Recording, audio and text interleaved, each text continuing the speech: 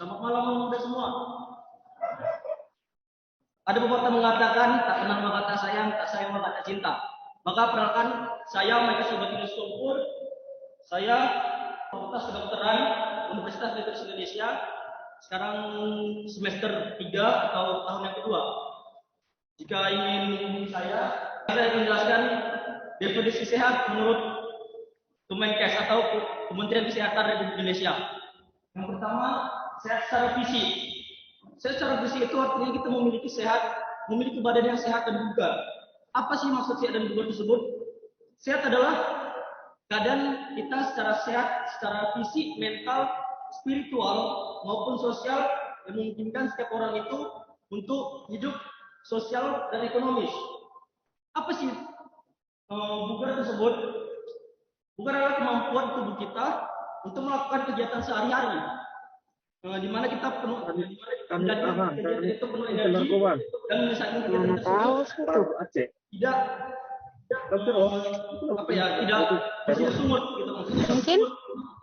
Baik, yang kedua adalah sehat secara sosial, artinya kita mampu menjalin hubungan baik dengan orang lain, di mana dengan tersebut kita bisa berhubungan dengan orang lain atau berbicara dengan orang lain tanpa ada rasa gua mau berbicara dengan dia karena dia gini gitu.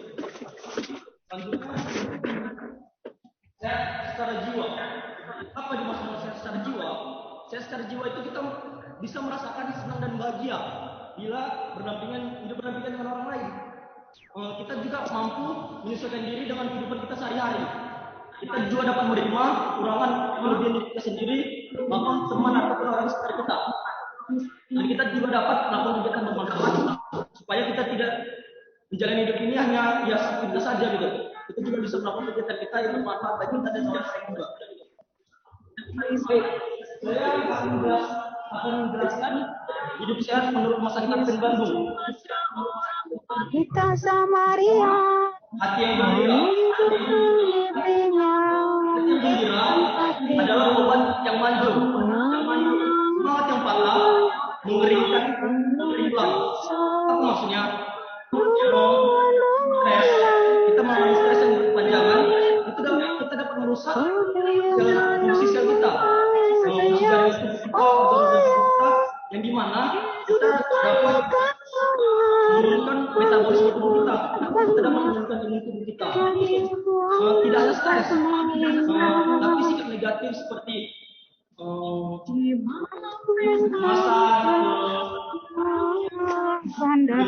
dendam, Yusuf wanita cemar mencari Tuhannya. Harum minyak narwastu merebak di ruangan, mengusik hati. Diet itu artinya kita makan makanan yang sesuai dengan kebutuhan tubuh kita, tidak kurang maupun tidak lebih. Karena jika kekurangan atau kelebihan itu tidak baik bagi tubuh kita. Jadi Rumah Sakit Advent Bandung menyarankan ada 3J. 3J itu di mana jenis, jumlah, dan jadwal makanan itu seimbang, tidak kurang, tidak kekurangan maupun tidak kelebihan gitu. Selanjutnya berolahraga. Teman-teman pasti pernah berolahraga. Olahraga adalah aktivitas fisik yang dilakukan untuk menjaga tubuh dan meningkatkan kesehatan kita. Pasti teman-teman kadang berpikir, apa sih manfaat olahraga itu sebenarnya? Jadi manfaat olahraga itu banyak, seperti mencegah berat badan overdosis, maksudnya obesitas gitu. Terus mengurangi risiko kanker, mengurangi risiko serangan jantung, meningkatkan kekebalan tubuh, meningkatkan imun tubuh. Jadi sebenarnya olahraga itu sangat baik untuk tubuh kita. Selanjutnya itu ada pengendalian diri. Pengendalian diri itu disebut juga kontrol diri atau tindakan yang menangkal diri kita. Jadi kita mengontrol diri kita itu dikontrol oleh otak depan atau yang disebut dengan prefrontal. Jadi prefrontal itu, jika prefrontal tersebut baik, kita dapat mengendalikan diri kita dengan baik juga. Bagaimana sih cara kita supaya bisa mengendalikan diri kita, maksudnya menjaga dan merawat prefrontal kita tersebut? Yang pertama itu jangan menggunakan obat-obat terlarang atau narkoba, alkohol, minum-minuman berkafein seperti rokok, maksudnya seperti kopi dan teh. Lalu hindari nikotin, yaitu contohnya itu rokok. Lalu hindari yang ketergantungan terhadap internet, seperti yang sekarang kita tahu TikTok, Instagram, Twitter gitu. Bisa dikurangi dari sekarang karena itu dapat kita kecanduan dan merusak kita. Terus hindari makan makanan yang kaya akan lemak atau biasa itu dalam makanan hewani. Tapi perbanyak makan makanan yang berasal dari nabati. Dan yang paling penting itu perbanyak berdoa. Selanjutnya itu ada minum air yang cukup. Ya, manfaat utama air merupakan komponen yang paling penting dalam perkembangan sel-sel tubuh kita. Jadi fungsi minum air itu sangat banyak, seperti memelihara tubuh kita, memelihara fungsi ginjal, memelihara saluran pencernaan kita, menghindari dehidrasi, dan mengendalikan suhu tubuh kita. Makanya kalau misalnya demam itu disarankan, jadi waktu istirahat itu kurang. Ternyata itu tidak benar, karena seseorang dewasa itu membutuhkan 7-8 jam istirahat yang cukup. Waktu itu jika dikasih ke malam hari itu disarankan dari jam 9 malam sampai jam 4 pagi. Itu kita diberikan waktu untuk istirahat. Jadi bagaimana kalau kita kurang istirahat? Karena kurang istirahat itu dapat mengganggu sistem imun kita. Itu makanya banyak kalau misalnya sering begadang itu bisa terjadi kita kena penyakit kanker, jantung, stroke, radang sendi, bisa mengganggu autoimun kita. Bisa juga kita sering depresi gara-gara begadang, mengurangi istirahat begitu. Jadi jika ingin kualitas hidup kita lebih baik, perbanyak istirahat yang cukup dan jangan begadang. Selanjutnya, udara yang bersih. Udara yang bersih itu mempengaruhi sistem pernapasan kita. Jadi dari mana kita mendapatkan udara yang bersih itu? Contohnya kita di daerah pepohonan hijau, daerah pegunungan, daerah pantai. Di situ kita bisa mendapatkan udara bersih yang lebih baik. Jadi kita selanjutnya supaya kita mendapatkan udara bersih, kita jangan merokok. Atau jika serumah kita ada yang merokok, agak dihindari, karena itu kita bisa menjadi perokok pasif. Dan itu juga bisa membuat kita terkena penyakit pernapasan. Dan selanjutnya itu sinar matahari. Sinar matahari membantu kita untuk proses pembentukan vitamin D di dalam tubuh kita. Jadi, apa sih fungsi sinar matahari bagi tubuh kita? Sinar matahari itu bisa membantu kita untuk memicu produksi hormon baik dalam tubuh kita. Terus, matahari dapat memberikan kita hormon serotonin. Itu di mana membagikan kita rasa senang dan bahagia gitu. Baru yang paling penting itu matahari membantu kita menghasilkan vitamin D. Dan sinar matahari membantu kita untuk mencegah kanker paru-paru, prostat, pankreas, dan lain-lain. Jadi kapan sih waktu kita mendapatkan matahari yang bagus itu kapan? Di bawah jam 9 pagi. Waktu berjemur yang baik itu sekitar 30 menitan. Selanjutnya adalah hubungan sosial yang baik. Hubungan sosial yang baik dengan orang lain memiliki dampak positif terhadap kesehatan dan menghasilkan hormon endorfin atau happy hormone. Baik, penelitian mengatakan bahwa Kebencian menyebabkan serangan jantung dan kematian dini. Jadi apa solusinya? Bila bisa mengampuni orang lain atau bisa berbicara baik dengan orang lain, kita bisa mengampuni dia dan mempertahankan diri kita juga. Kita jadi terhindar dari stres. Kita terhindar dari penyakit yang dapat membuat kita sakit gara-gara kebencian itu, gitu. Yang selanjutnya ada Tuhan yang terutama. Menjadikan Tuhan yang terutama harus menjadi prioritas utama dalam hidup sehat. Ini adalah fondasi yang kuat untuk mencapai kesehatan yang sesungguhnya. Lakukan yang terbaik, bisa menjadi sehat, serahkan semua kepada Tuhan.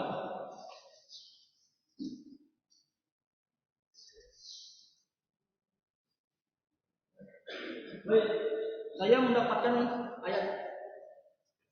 Saya mengutip dari ayat Alkitab Efesus 5 ayat 29.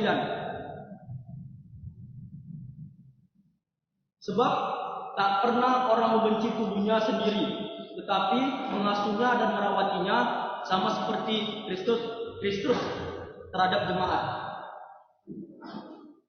Jadi di sini saya kasih 8 tips sehat yang disarankan oleh Kemenkes RI. Yang pertama, lakukan aktivitas fisik setiap hari. Aktivitas fisik dilakukan secara teratur paling tidaknya 30 menit dalam sehari. Itu dapat sehingga kita dapat menyehatkan jantung, paru-paru serta alat tubuh lainnya supaya kita terhindar dari penyakit yang tidak diinginkan. Yang kedua itu diet seimbang, yang seperti saya bilang tadi. Beberapa langkah yang dapat menjadi panduannya itu yaitu untuk mentarget setiap minggu. Jangan kekurangan dan jangan juga kelebihan. Aktif bergerak seperti olahraga contohnya.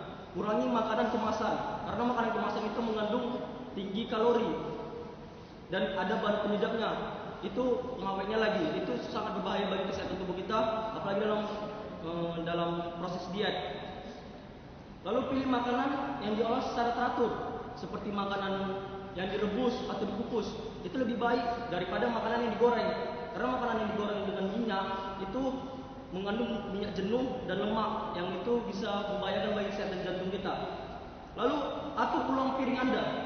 Atur ulang piring Anda itu maksudnya jika kita makan makanan yang berlemak tiap hari, makan makanan yang nggak sehat, tinggi kalori, itu kita bisa kurangi dan kita bisa menggantikannya dengan sayur-sayur dan buah-buahan yang itu dimana lebih sehat bagi kesehatan kita. Selanjutnya itu periksakan kesehatan secara rutin. Nah, di sini mendeteksi dini suatu penyakit atau gangguan kesehatan tertentu serta menentukan langkah pertolongan lebih lanjut atau rujukan ke dokter spesialis jika si pemeriksaan tersebut menunjukkan ada masalah kesehatan. Baik, di sini kadang kita selalu sepele. Ngapain sih pemeriksaan secara rutin? Gak penting juga. Nah, sebenarnya di sini penting karena kita supaya bisa tahu apa sih yang salah dari kesehatan kita. Jika lebih cepat diketahui, pertolongan bisa lebih cepat diatasi, ditangani. Jadi kita tidak terhindar dari penyakit yang membahayakan diri kita selanjutnya. Selanjutnya itu ada mengelola stres dengan baik, yaitu dengan menghindari atau avoidance. Jadi menghindari di sini maksudnya kita harus tahu dulu apa yang membuat kita stres. Kenapa kita bisa stres? Nah, kita harus menghindari hal-hal itu. Dengan apa? Ya dengan melakukan hobi-hobi kita yang kita suka gitu. Lalu melatih asertivitas. Apa asertivitas? Asertivitas itu kita gampang berhubungan dengan orang lain. Seperti kita gampang berbicara dengan ini si A, si B.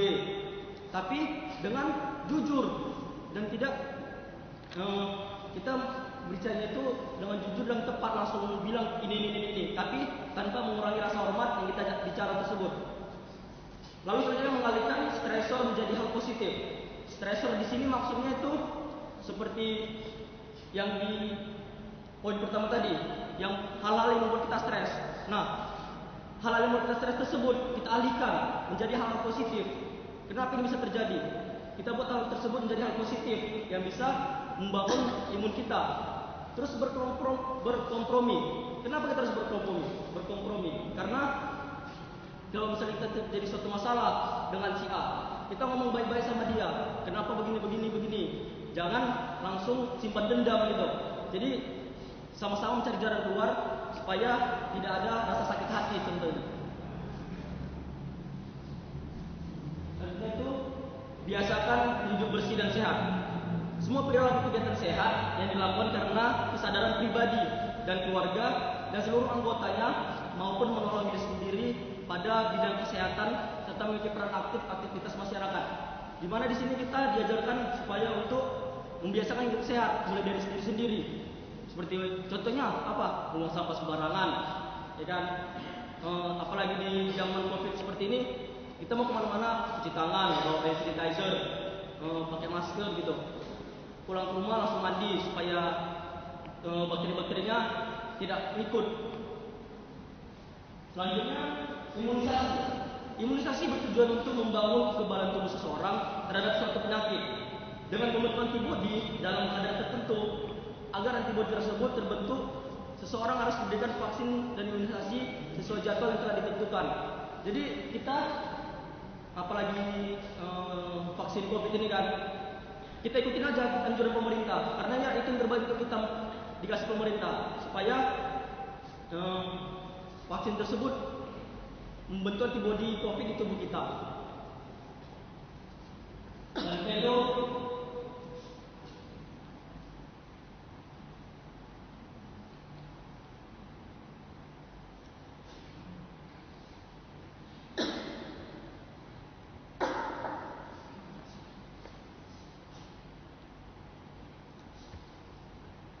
selanjutnya itu hindari minuman keras.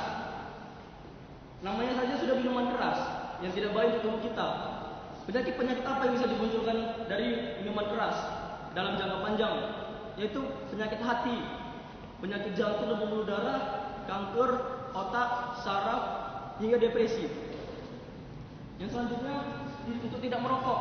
Rokok menyebabkan gangguan pada pertumbuhan serta perkembangan paru-paru pada anak dan remaja yang dapat menimbulkan masalah kesehatan kronis saat mereka beranjak dewasa. Nah, itulah makanya kenapa kita di Advent ini tidak dilarang kita untuk meminum minuman keras, merokok, apalagi meminum minuman kafein seperti kopi dan teh.